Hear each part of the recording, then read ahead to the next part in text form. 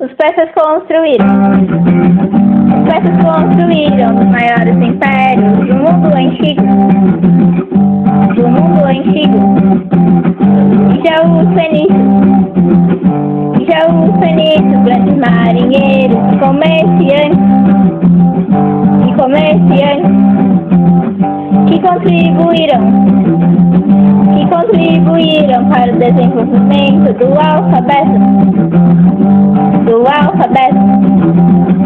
E